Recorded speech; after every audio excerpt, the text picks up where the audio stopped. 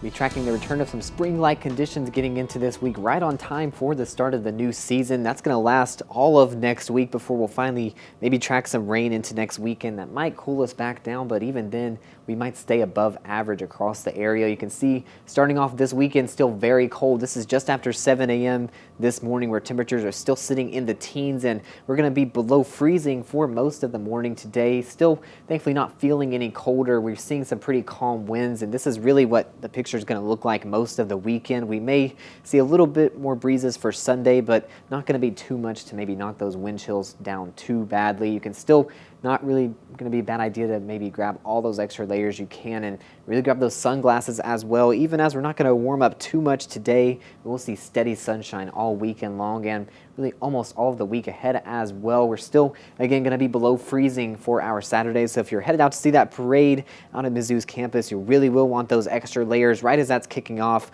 That's when we're probably going to start getting above freezing. But again, we're barely in those upper 30s today. It's really not until later that we're going to track that big warm up moving in. And especially if you're going to be out this evening, you can see how quickly we're going to dip back below freezing overnight. Still pretty steady warm up. We're not going to get back into those teens probably, but we are going to be continuing to, again, dip below freezing the next couple of days. So you will need some layers in the morning before we get a big warm up late in the week. You can see by next weekend, we might not see those lows even dipping into the 30s here. That's pretty well above average even as we're getting into spring here. We're not very far off from the start of that. It officially starts for us weather people right on the beginning of March. That's this Tuesday, but we'll be seeing that official equinox just about 20 days away from us. We're only about 2 weeks though from the start of daylight saving and right at 50 days from Easter. So those spring-like conditions definitely moving in right on time. Again, a handful of days this week in the 60s. Really take advantage of it. Want to go enjoy as much of it as you can before maybe see